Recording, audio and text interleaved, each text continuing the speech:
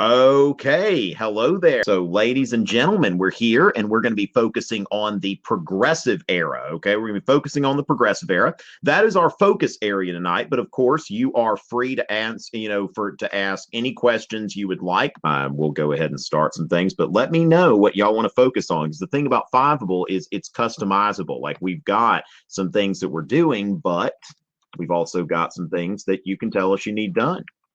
Lily's asking, can I explain the difference between Roosevelt's views on African Americans versus Taft? Okay. And what I want to do here, and that's part of my job, is to steer y'all in the correct direction. Okay. Because I don't really know the answer to that question, which means that it's probably not going to be anywhere that you need on the exam. But one thing that would be useful here, okay, because what we do see that's very relevant, we could compare Teddy Roosevelt to Woodrow Wilson. Okay, so that would be something that would be worthwhile. Okay, because although Teddy Roosevelt and Woodrow Wilson were both progressive era presidents, Teddy Roosevelt was a Republican and Woodrow Wilson was a Democrat. Now, Woodrow Wilson was also raised in the South, although let's not forget that Teddy Roosevelt's mother was from the South as well. And finally, let's not forget that racism was something that was a national phenomenon, not necessarily unique to the South.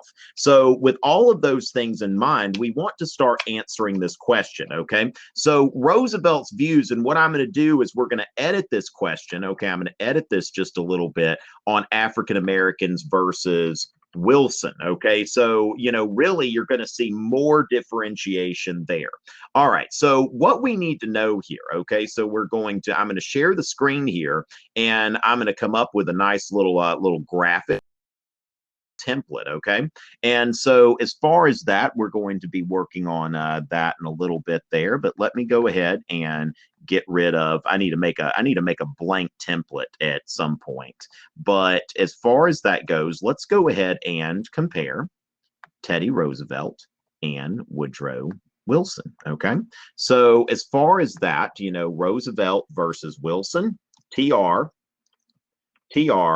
versus Woodrow Wilson on race. Okay, so we're looking at Teddy Roosevelt and Woodrow Wilson. All right, so for one thing, okay, what we need first is a little bit of context. Oh, it looks like I got rid of all of my little boxes there. Okay, so let's go ahead and get that box and bring it back over here. Okay, so as far as context, okay, so a bit of context that might be useful. Black voters voted Republican at that time, so he was a Republican, and that is something worth noting that Black voters supported the GOP at that time. Okay, and so as far as that goes, we want to understand that. Now on the next part here, we want to understand understand where Woodrow Wilson's coming from, that Woodrow Wilson was a Democrat. Okay, and of course today Black voters, and that's when we think about change over time and that sort of thing, so Woodrow Wilson was a Democrat. And of course, the Democratic Party, was very heavily supported to white Southerners. Okay, so owed election, so basically owed his election to white Southerners, white Southerners who supported Jim Crow. Okay, now as far as that goes, now we're not gonna act like Teddy Roosevelt was some sort of great, like, grand pioneer of racial equality or something like that. But what we can note is there was a specific episode. Okay, so as far as that goes, we could see where let's see. So I just need to let's see, white Southerners who supported Jim Crow. And I'm trying to make this thing go real nice. Let's see what it looks like at 22. All right. So as far as that goes, then we need to look into pieces of evidence. Okay. So we've got a little context there. And Teddy Roosevelt, there was a very famous episode where he had dinner with Booker T. Washington. Okay, so as far as that goes, he had dinner at the White House. Had dinner at the White House with Booker T. Washington. So that would be something that so dinner at the White House with Booker T.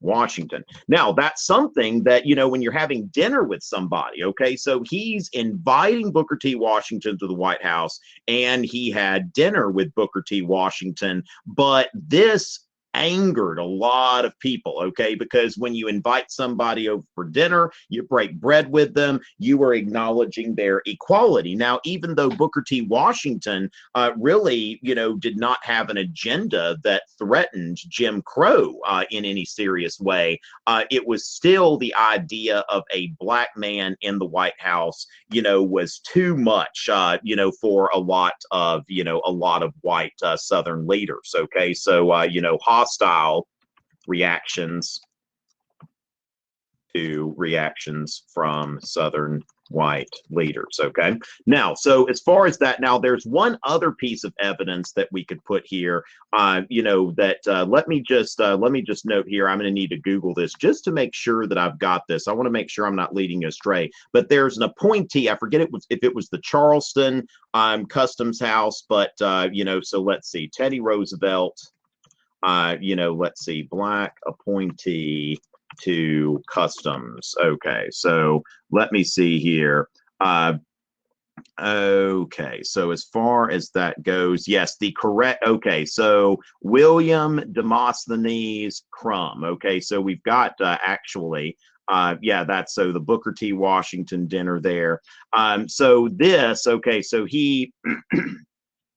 We'll go ahead and note this. Okay, that site does not like us. Okay, that's fine. Maybe the site will. Okay, so there is another one that now you may not remember this person's name necessarily. It's like kind of a one-off sort of thing. It's not like Teddy Roosevelt that you put a lot of stuff in there. But as far as that goes, let's see.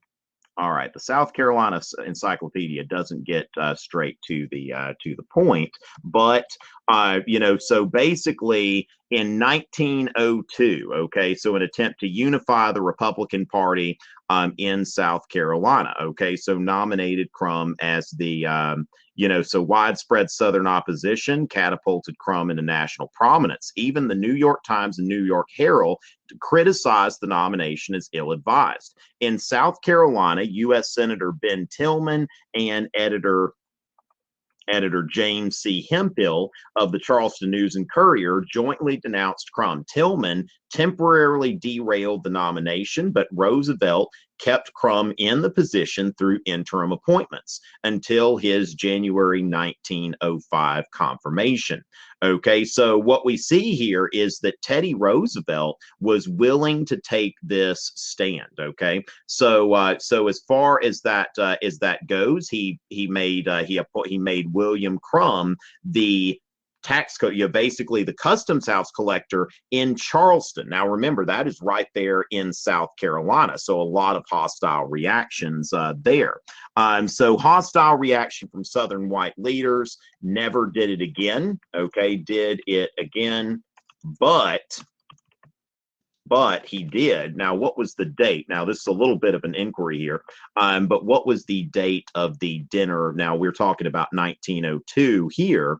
So Roosevelt dinner with Booker T. Washington. Okay, so as far as that goes, we see here that was in 1901. Okay, so even though President Roosevelt never did that again, okay, but he did appoint William Crum, as customs collector for Charleston. Okay, so Charleston over many objections. Okay, and you notice, like in that entry we were looking at, that there was also like Northern criticism here. Okay, so be careful, like to think, also I love reading the autobiography of Malcolm X. Is one of my favorite books, and that one, goes into, you see where, it said that the New York Times and, other papers were saying this wasn't really smart. You're appointing this guy, but Teddy Roosevelt stuck to his guns. Okay, so he did appoint this person. So by the standards of his time, Teddy Roosevelt stuck his neck out a few times for Black Americans at that time. Okay, now meanwhile Woodrow Wilson segregated the federal workforce. Okay, so segregated the federal workforce, which had been integrated under previous Republican presidents. Okay, so Woodrow Wilson, a fan, a fan of the movie, of the controversial movie Birth of a Nation. Okay, so that's something as well. You should be familiar with this title. Okay, Birth of a Nation was a movie that came out during the Progressive era in 1915, and it became, it's the highest grossing silent film of all time. But it was also screened in the White House, and it portrayed the Ku Klux Klan. Okay, it portrayed the first Ku Klux Klan during Reconstruction as something that was heroic. Okay, as something that's heroic, and that's seen as a causal factor. Leading to the second Ku Klux Klan, which was organized really more than anything. Now, for one thing, there was the Great Migration of African Americans, and then on top of that, there was also the wave of new immigrants. Okay, so the second Ku Klux Klan was really strongest in the Midwest, and it was as much anti-immigrant as an anti-Catholic as it was anti-Black. But Wilson, a fan of the controversial movie Birth of a Nation, he was quoted in it. Okay, so he was quoted in the movie. Like, his book was actually quoted, his book, which had shown the Ku Klux Klan during Reconstruction in a heroic light. So he segregated the federal workforce, which had previously been integrated. Okay, so as far as that goes, okay, so when you look at something like this, the context, I think, is very important here.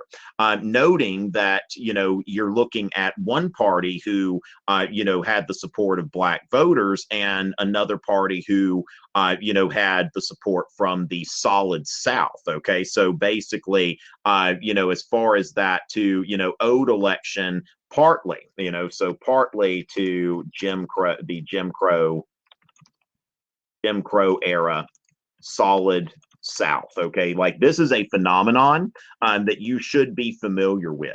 For example, if we look at so let's see, U.S. presidential election of 1912. Okay, so if we go in the U.S. presidential election of 1912, we can see here that Wilson is unanimously, now he's got a lot of support here because the Republican Party was divided that year.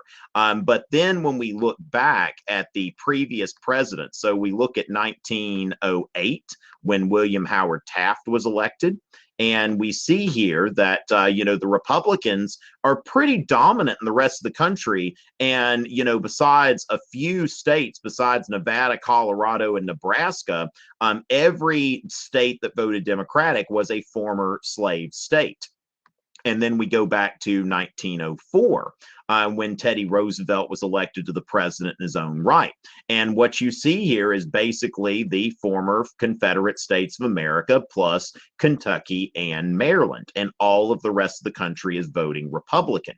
And even the populists before that, okay, so when we go back to the election of 1896, The Populist Party, even though it had a lot of support among Southern farmers, it was not able to break into the South and get electoral votes. Now, of course, William Jennings Bryan, you see the fusion of populists with the Democratic Party there in 1892 when the Populists had their own candidate. Even though they had a lot of support in the South, they were unable to break that solid South voting bloc, which is pretty much constant for the most part between the end of Reconstruction and the post, World War II. 1948 is when you start to see a little bit there. Now, also there was the other one in 1928 when the country was experiencing the so-called Coolidge prosperity. And, then on top of it being prosperous, remember, voters, when the economy's good, they tend to say, oh, that's the president's fault. When the economy's bad, it's the president's fault, you see? And so as far as that, the economy was good, and the Democrats nominated a Catholic, which didn't sit well with Southern voters in the 1920s. And so a few Southern states actually went Republican that year. But other than that, the solid South is a political phenomenon that has to be understood in the context of, what party is in power. And for that whole time, the Democratic Party counted on the support of the leadership of the Jim Crow South. So with that, glad we could answer that, and glad I could redirect you a little bit into something that I think is going to be would be something that would be useful for you on the test. Okay, so as far as that goes, I see here. Let's see.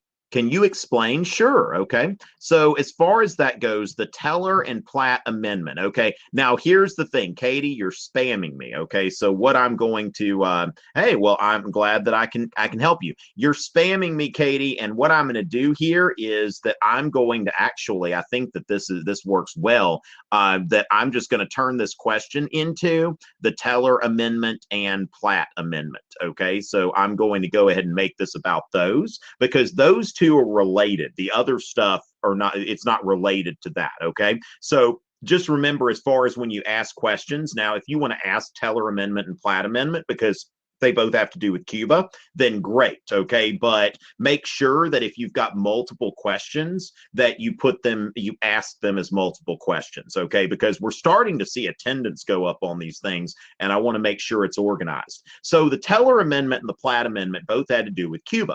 Now, first of all, the Teller Amendment, which said that it was before the United States gets involved in the Spanish-American War, I think right before or right during or something like that, and it said that the United States didn't have any intention to annex Cuba.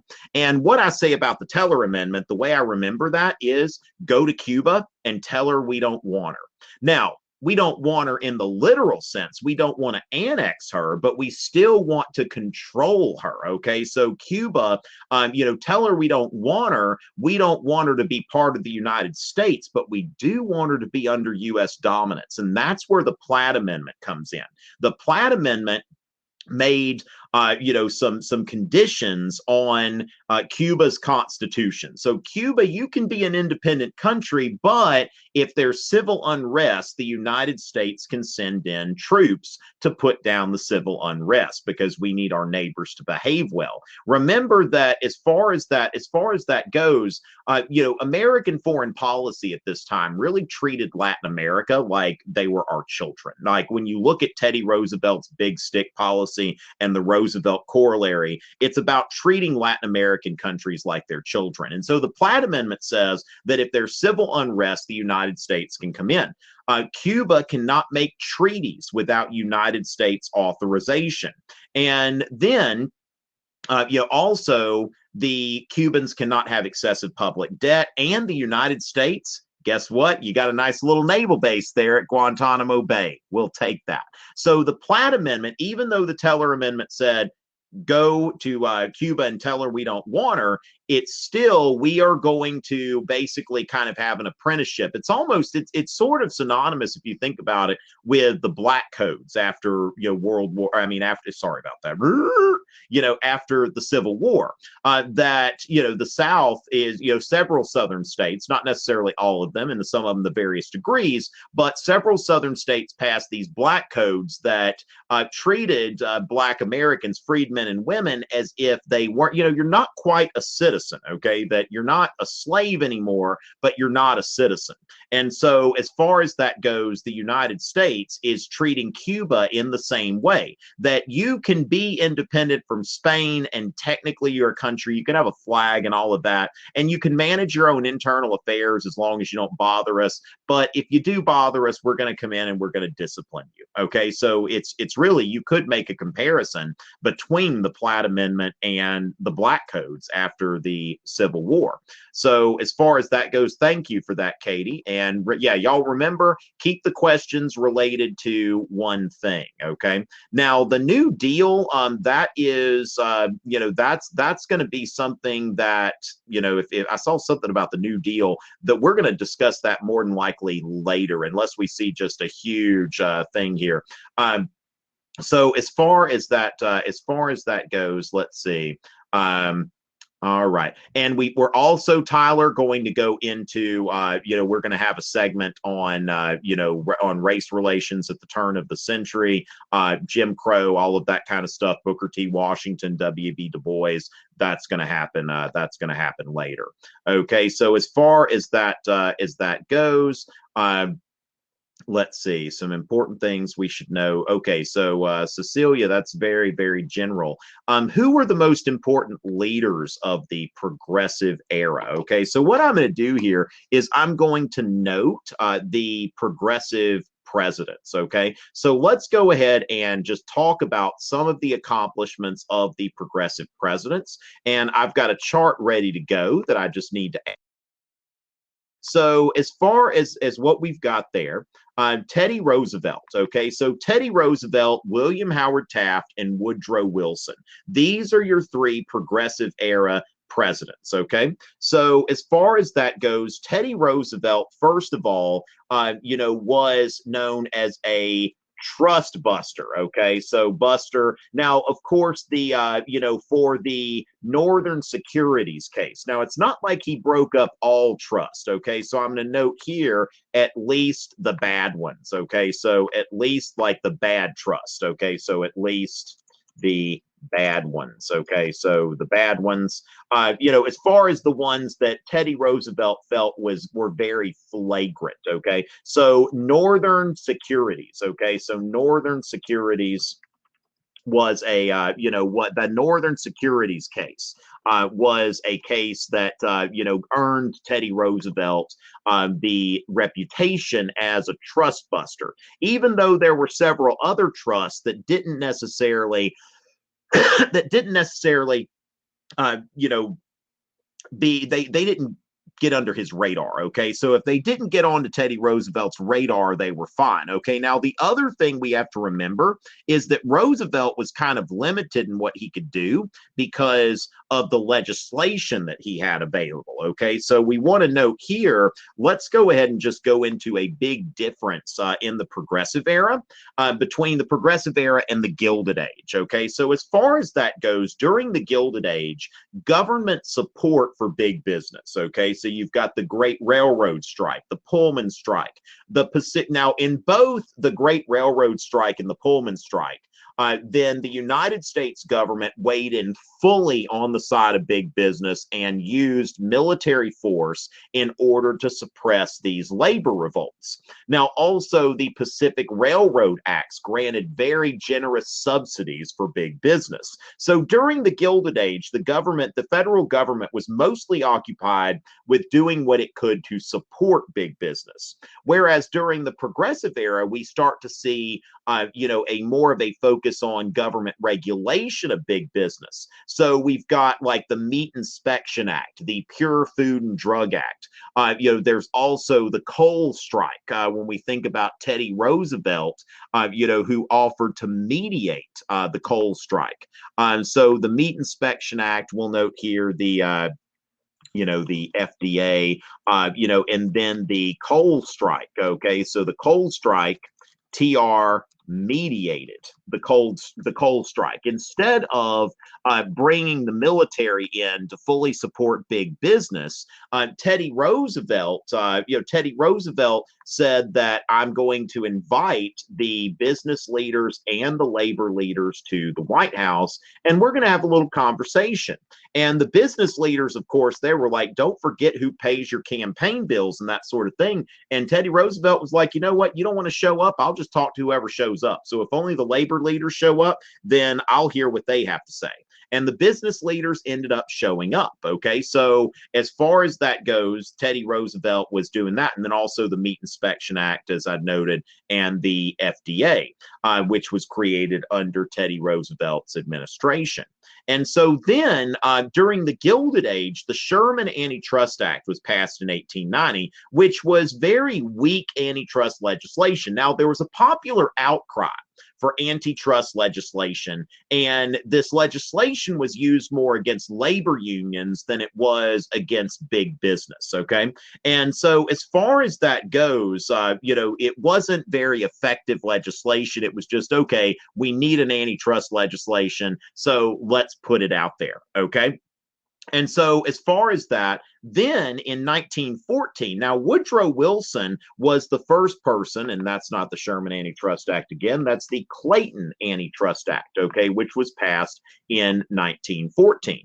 And this was a strong piece of antitrust legislation that specifically exempted labor unions from its provisions. So we see here that, in the progressive era, the government is more likely to either mediate between big business and labor, as you see with TR, but also when you get into the Wilson era, you start to see the progressives in the government start to kind of tilt toward labor unions. And ever since then, we've had periods where, for example, during the 1920s, during a period of Republican dominance, you see that policy starts to shift, back toward business, away from labor. During the Depression, during the New Deal, FDR was, you had the Wagner Act, that created the National Labor Relations Board. And so that slanted the government toward labor unions. And then after World War II, you had the Taft-Hartley Act, which allowed states to become right-to-work states, basically to avoid union shop and closed shop and that sort of thing that required workers to join a union. And so, you see just in the 20th and 21st century, typically the Democratic Party is going to be more supportive of labor unions and the Republican Party less supportive. Now, of course, lately, a lot of rank and file union members are more prone to vote Republican. So we'll see what happens with that. And that's kind of been the case since Nixon for certain Republican candidates.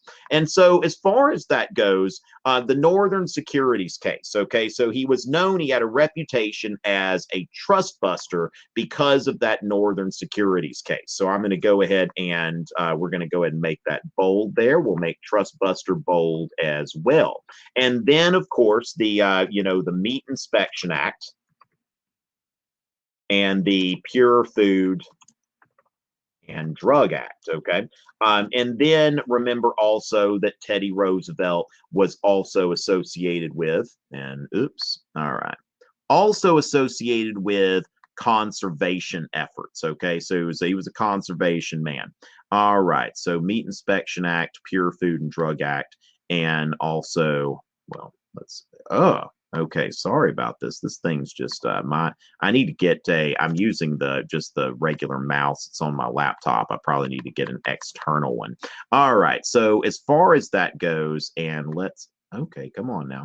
All right, so there we go. Pure Food and Drug Act. And then finally, we'll note the conservation, okay? Conservation efforts, okay? So he was into conservation of nature as well, which before that, the federal government really didn't have a horse in that race, okay? Now, as far as that goes, William Howard Taft, okay? Now, William Howard Taft actually, he prosecuted trust, okay? So he went after trust more vigorously than FDR, actually went after, after Standard Oil. Okay, so including the Standard Oil Trust. Okay. Now, as far as that goes, that's probably now the muckrakers. We want to talk about, can't really talk about the progressive era without talking about the muckrakers and Ida Tarbell. Okay. So Ida Tarbell, history of Standard Oil. Okay. So the history of the Standard Oil Company. She published this in 1904. Now, as far as that goes, she was, her muckraking piece on the Standard Oil Company really changed the way that a lot of people, thought about Standard Oil. Before that, John D. Rockefeller was seen largely as a hero, and Ida Tarbell's unflattering portrayal changed the way a lot of people in the public thought. And so, in 1911, the Supreme Court of the United States found Standard Oil in violation of the Sherman Antitrust Act. And so splintered the company into 34 baby standards. Remember, at that time, the Standard Oil Company controlled more than 90% of the oil refineries in the United States. Okay, so that was during the Taft administration that we saw the government go after the Standard Oil Trust. Now, William Howard Taft was a one-term president, okay, was a one-term president. So there's, of course, not going to be as much for him. Now, Teddy Roosevelt, of course, didn't find, even though there could be arguments that Teddy Roosevelt was Taft was actually more progressive than Roosevelt. Roosevelt was not too impressed, and that's why he ran against Taft on the progressive Republican ticket in in the 1912 presidential election. So 1909 to 1913. Okay, so Taft was only president for 4 years. Now, Woodrow Wilson was president for a long time. Okay, I mean 2 terms. I mean, saying about a little bit longer than Teddy Roosevelt, because remember, Teddy Roosevelt finished out William McKinley's term, which had just started, but 1913 to 1921. Okay, so Woodrow Wilson, has a 2-term thing going on here. And so, as far as that goes, Woodrow Wilson, you had the progressive amendments. Okay, so now, first of all, you had the Clayton Antitrust Act. Okay, so the Clayton Antitrust Act. You also had the progressive amendments, which we'll talk about in another lesson. We'll make that our focus area. Okay, so that'll be in an upcoming lesson. We'll make the progressive amendments our focus area. Now, the Clayton Antitrust Act, then also the progressive amendments. Okay, so amendments, and then the Keating-Owen Act. Okay, so the Keating-Owen Act, which went after child labor. Okay, so the Keating-Owen Act, child labor, overturned by SCOTUS. Okay, so overturned by the Supreme Court of the United States. So the progressives, just like FDR and his New Deal, the progressives caught some flack from the Supreme Court. Okay, that the Supreme Court was more conservative than these presidents who were, passing some of this legislation. Okay, so as far as that goes, the Keating-Owen Act is something that eventually, didn't really necessarily take root. Now, the progressive amendments, 16 through 19. Okay, now that is that's the income tax, direct election of senators. Then you've got the Prohibition Amendment, and then finally women's suffrage. Okay, so with the progressive amendments, ladies last. Okay, so those, I would identify, those are your progressive presidents, and I would as far as that goes, with emphasis, I think I would choose to emphasize Roosevelt and Wilson, not quite as much individual emphasis on Taft, but knowing that he did, he was responsible for he was president when Standard Oil was broken up. Okay, so as far as that goes, let's see what we've got here.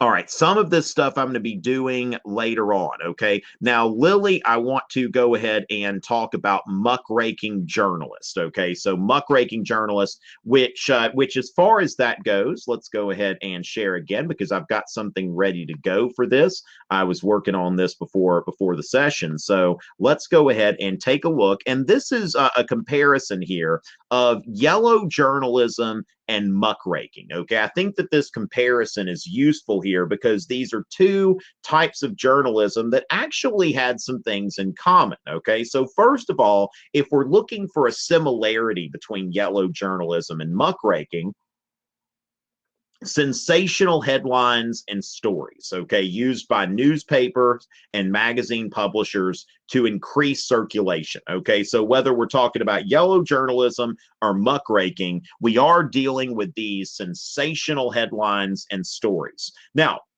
yellow journalism lacks any other purpose but to sell newspapers and stir up the public. This is kind of a cynical approach that, we are just, we want these stories because we want to sell more papers. And if we want to look at not just comparison, but causation, remember that yellow journalism was a causal factor leading to the Spanish-American War, okay, that the USS Maine blew up. And it's like, well, what happened? And enter yellow journalism, and it's like, oh, somebody probably intentionally blew it up. We need to go to war with Spain. And this actually undermined our government's efforts to keep us out of war. A lot of times governments want to go to war when the people don't necessarily want to go to war. But in this case, the government was trying to stay out of war. And because of yellow journalism, there was this popular outcry that we need to go to war with Spain. Remember the Maine, to hell with Spain. Now, muckraking, unlike yellow journalism, is aimed at exposing corruption in government and big business. Okay, so the causation here, when we think about muckraking was responsible for many progressive reforms. Okay, so as far as that goes, when we're thinking about, we're thinking about the muckrakers. Okay, so some muckrakers. Now, you don't need to know all of the muckrakers. Okay, but we could look at some. Okay, so at some progressive era muckrakers.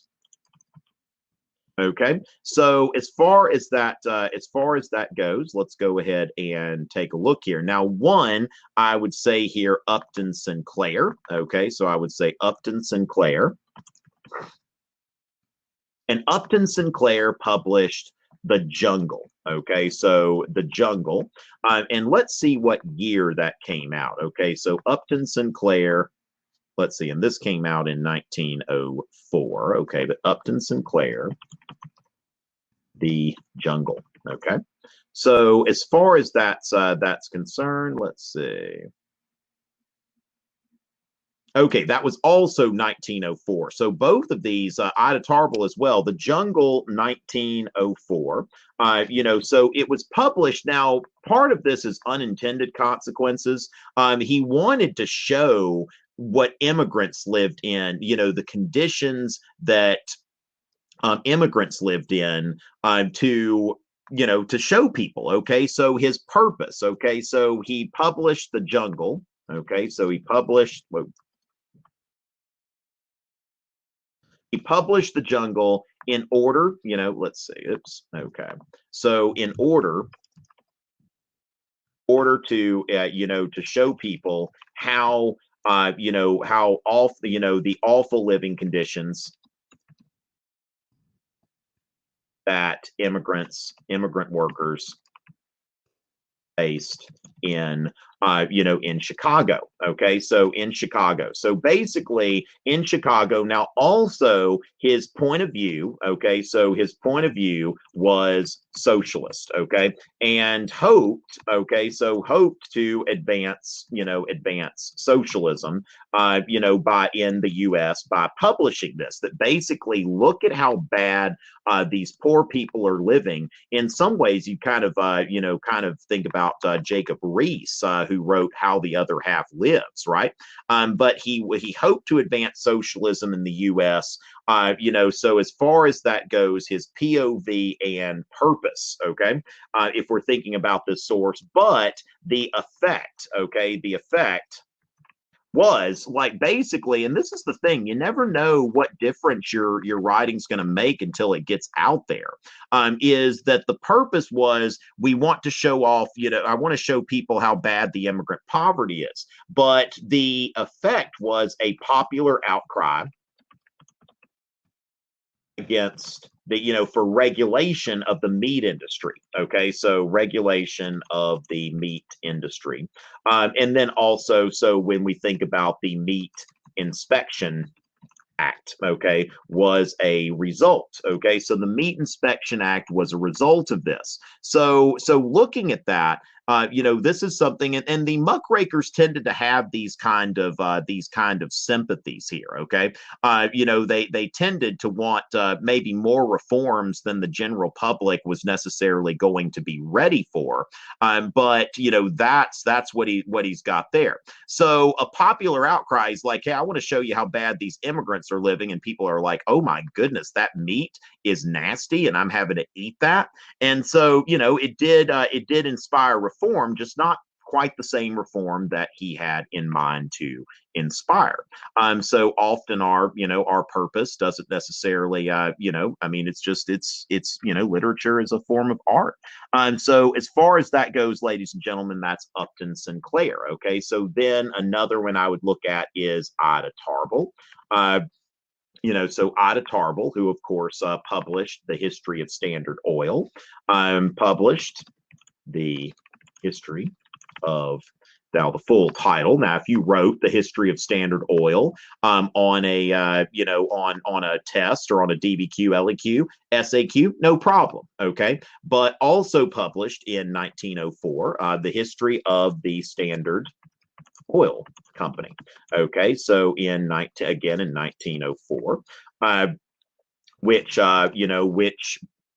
basically, was an expose. Remember that muckrakers, they're not on the side of big business. Okay, so so which portrayed, portrayed Rockefeller and his company in a negative and corrupt light. Okay, so basically, to portray Rockefeller and his company in negative and corrupt, as I'm going to note here, as corrupt. Okay, corrupt and working against the public interest. Okay, that's the thing, that basically, progressives.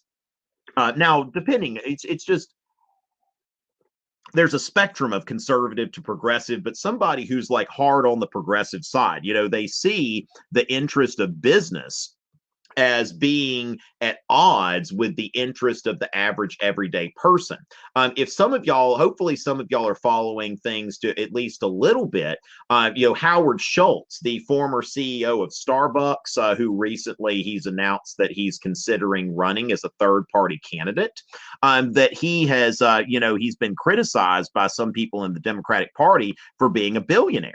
And Schultz is saying that, like, look, I am a billionaire, but he said, I grew up in a housing project in Brooklyn, and I'm self-made, and isn't that the American dream? He asks. So the thing is, just depending on where you are on that spectrum. Now, Howard Schultz, he would be somebody that you would consider like a moderate Democrat. Moderate Democrats and moderate Republicans, they kind of they're kind of at drifting in the wind here in the two-party system as it is right now. But as far as that, working against the public interest, now the effect here was, of course, an outcry for an outcry for antitrust prosecution. Okay, which occurred during the Taft administration. Okay, so the Taft administration.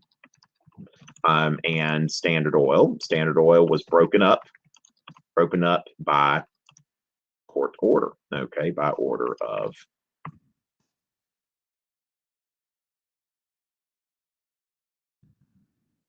Okay, so basically it went to the Supreme Court of the United States, and it was determined that, Standard Oil was in violation of the Sherman Antitrust Act, was a monopolistic company. Okay, and then of course, I would also mention here. Let me go ahead and just move these folks down because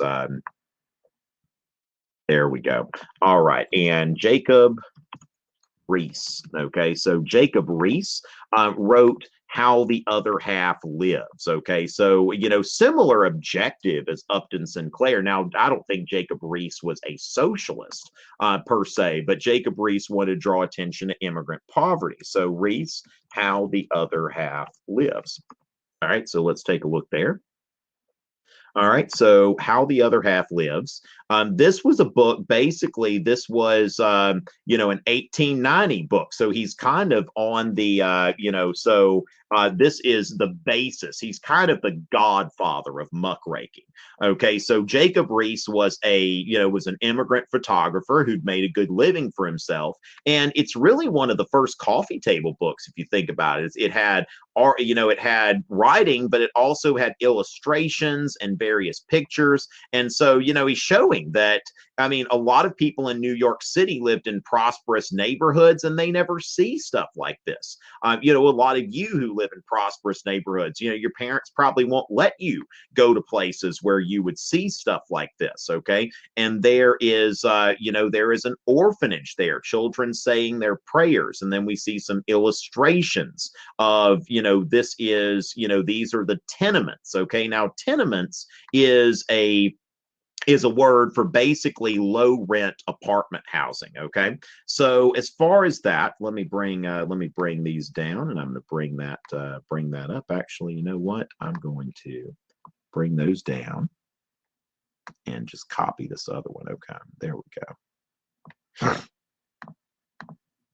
All right, so Jacob Riis, yeah, I would call him kind of like we might call him the godfather of muckraking. Okay, so basically the progressive era is really just kind of getting started. Okay, so the godfather of muckraking. Okay, so published How the Other Half Lives. Okay, so How the Other Half Lives.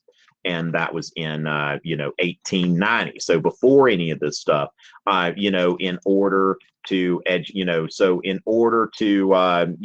so that the public could see, okay, so that so that prosperous New Yorkers could see immigrant poverty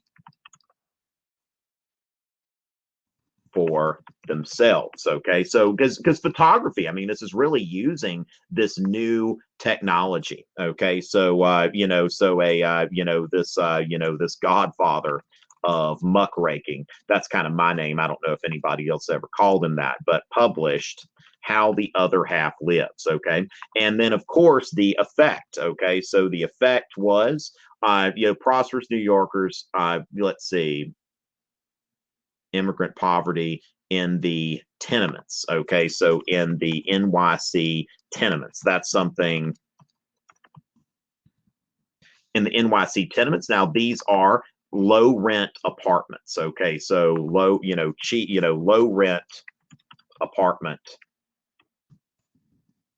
housing, okay, for themselves. Okay, so the effect was that local that basically there were new regulations. Okay, so new regulations went into effect, to improve some aspects of so to improve the conditions. Okay, so it did have an effect. Like Teddy Roosevelt actually took a tour with Jacob Riis, like when he was governor of New York. He took a tour with Jacob Riis, and they went through the tenements together so that he could see that.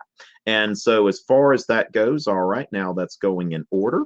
All right, so the progressive era muckrakers, I would say that these are three that I would select. And remember that muckrakers, they're trying to expose corruption in government and also corruption in big business. Okay, so those are some, I think those will be helpful about the muckrakers. All right, so let's go ahead, and we're done answering Lily's question here.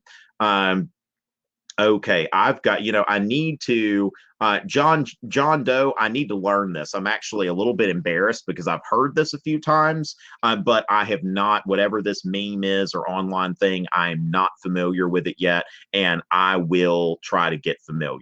Okay. But yes, Jackie, The Jungle by Upton Sinclair. Hopefully you've gotten a little more context with that. All right. So the women's Lily, I would say the women's Christian temperance movement, you would see the impact in progressive politics because first of all you've got the 18th Amendment, which of course brought about prohibition at a national level. Now the other thing is that this activism that you see on the part of these women for temperance and other causes, this is leading to the passage of the 19th Amendment. So you start to see that in the 1920s women are finally going to be eligible to vote. Now, in several states, they were eligible to vote already by the progressive era. But of course, you see, because of this political activism from women, you see that the 18th and 19th Amendments, I think those would be the biggest legacies of the Women's Christian Temperance Union. All right. So as far as that, what was the, let's see, so political machines, even though they have their vote, all right. As far as that goes, okay, that one thing you have to realize, Zoe, a lot of immigrants are coming into these cities, and the political machines, they see an opportunity. Now, if they're not helping the immigrants at all, then they're not going to get the vote. So, I mean, it really is kind of a quid pro quo. These immigrants from Poland and Italy and other places, these new immigrants, they are coming in, and they're receiving help. It's like here's an apartment in a part of town where people speak your language. I would recommend, as long as your parents don't have a problem with it, y'all are in high school, you're under 18 or whatever, but some of y'all are probably 17 older, whatever. The Godfather Part 2 is a great movie, just a great movie, period, but also shows you some of these conditions in the tenements and these immigrant neighborhoods. So as far as that goes, after the political machines were being exposed and shut down, it's a good question because that's part of what the progressives did as well, that the progressives fought corruption. And so you start to see these things get shut down, but at the same time, you start to see that a decline in immigration as well at the end of the progressive era. So that's a great question, Zoe. I don't see the exam getting that deep. I think as long as you understand what the political machines were and that you understand that there was an amount of corruption involved in there, but that the immigrants were receiving help, but at the same time, that massive wave of immigration cuts off during and after World War I. And that's, so it just kind of all reaches an equilibrium after that. All right. So as far as that goes there, as far as the New Deal and the turning point between the Gilded Age and the Progressive Era, okay, that's a lot. Okay, now I would not necessarily identify a single turning point, but I think that the biggest transition, if we had to think about it, and it's really easy actually, because I would say that the accession of Teddy Roosevelt as president in 1901. So it's like when you think about late 19th century, the Gilded Age, early 20th century, you're looking at the progressive era. And then you've got to realize, though, at the same time, it's a little bit fluid, okay? Because in 1890, Jacob Riis published How the Other Half Lives. In 1890, you start to see these new immigrants come in. Industrialization's happening throughout the late 19th century and continues to. The Ford Motor Company, is experiencing its growth during the progressive era. So we still see the growth of business. It's just that government is thinking about how do we manage this growth rather than how do we support this growth. But I would say that definitely just cut it, 1901, when Teddy Roosevelt becomes president, I think that that's when you really start to enter the progressive era because you've got a president that has, at least to some extent, a progressive mindset. Okay, maybe not as far as some people might have liked to go, but Teddy Roosevelt, I think, would be considered our first of the three progressive presidents. Okay, so as far as that goes, there are some of these that I'm going to be doing in in future sessions. Okay, as far as that goes. So let's take a look there. Now, one of the things, CJ, I would say that part of that, if you're looking at the causes of widespread immigrant poverty, is that these people aren't immigrating because they have money. It's like when they got here, they were impoverished. And so at that time, they get off the boat. They only qualify for low skilled jobs. A lot of these people were agricultural workers in Europe. Some of them were radicals who were fleeing their country because they were, either kicked out or going to get arrested. But you don't have a lot of like rich people or skilled people coming in. And also remember that there was no minimum wage. There were no, labor standards or anything like that. So as far as that goes, when they got to the United States, they typically got a job working, working at a low wage. Now, of course, Henry Ford starts to, when you start to see Henry Ford's assembly line, and it gets to where in the 20th century that somebody can make a living in a factory. And that's where you start to see like the improved cloud of labor unions and stuff like that. And they have a better bargaining position because of the progressive era. Okay, so as far as that goes, let me see if I can get just a couple of more here. Okay. And so as far as that goes, the Federal Trade Commission, okay, the Federal Trade Commission, and this is something that's important as well, because you start to see the beginning of consumer protection, okay? Because when it comes down to it, during the Gilded Age, the government was about how can we help business? How can we help business grow? So the Federal Trade Commission is making sure that consumers are protected, and also that we don't have these, coercive monopolies. So the Federal Trade Commission is supposed to look over the marketplace and make sure there's still room for the little guy, and a handful of big guys aren't taking over the whole thing. All right, so that's that. We've talked about several major events of the progressive era, Haley. Now, the United Mine Workers strikes, is that the same thing as the anthracite coal strike? Because if it's the same thing that I'm thinking about, Teddy Roosevelt, let's see, United Mine Workers, 1902. Let's see if that's the same one. Okay, so the coal strike. Yeah, so the coal strike of 1902, that's the same as what you're talking about, the United Mine Workers, okay? So as far as that goes, what did they accomplish? I mean, basically, the big thing here is the showcasing of TR's square deal. Teddy Roosevelt said, I'm going to give America a square deal. That before that, the government had been on the side of business. And Teddy Roosevelt's like, look, the government should mediate between business interest and labor interest. And so you see that with the way that Teddy Roosevelt handled that strike as a mediator, that's what this accomplished. Oh, where would we be, Lily, without Jane Addams and the whole house? Okay, I tell you what, y'all get ready to get excited. Okay. That's about the only way I can get people excited about Jane Addams, okay? But Jane Addams was an American sociologist and progressive reformer. People love to put her on test, okay? Now, personally, I find the whole idea of setting up a house in Chicago, a settlement house, so that immigrants can have, learn to speak English and get childcare and learn some job skills, basically to help them assimilate better into American society, which over the weekend, there was a big controversy over Tom Brokaw saying that people who immigrate in this country should try their best to learn English.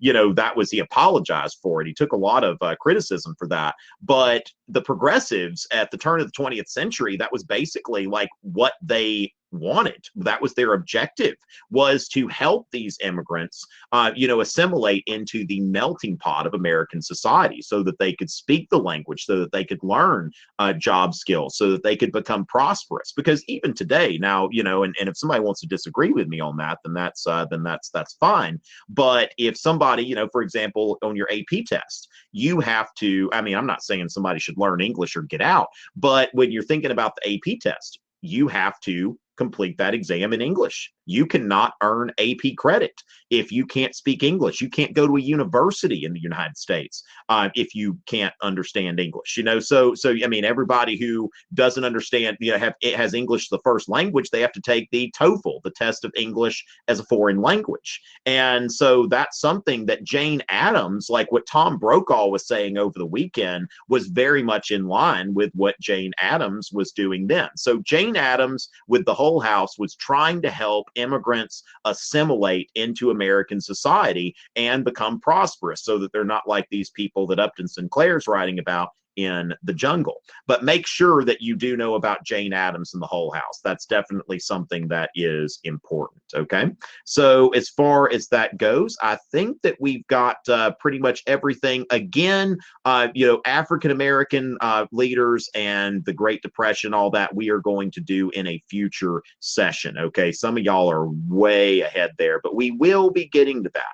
All right, ladies and gentlemen, thank y'all very much. And remember that although these weekly sessions are free, go to Fiveable.me, because Fiveable Plus and the membership's really cheap right now. I think it's only like $20, and that's going to get you access to cram sessions closer to the exam. Now, if your teacher got you in here, or you're already a member of Fiveable Plus, then you're good. Okay, you're going to get everything that Fiveable offers. But definitely, if you're finding these helpful and you're thinking, hey, I want to get these in late April and May when the exam happens, make sure that you check out Fiveable Plus. But anyway, I'm going to be here through at least mid-April with free sessions every Wednesday at 7 o'clock. So I'm looking forward, 7 o'clock Eastern, of course, and I'm looking forward to seeing y'all next week, where our stated topic, okay, I've got my topics for February. So our stated topic next week is American imperialism. Okay, so I'm looking at American imperialism next time, because I don't think that we've let's see, just to make sure. Okay, so yeah, we haven't done American imperialism. So next time we're going to focus on imperialism and foreign policy. But again, we can take questions about other things as well. So I'll see y'all again next week. And ladies and gentlemen, it is always a pleasure.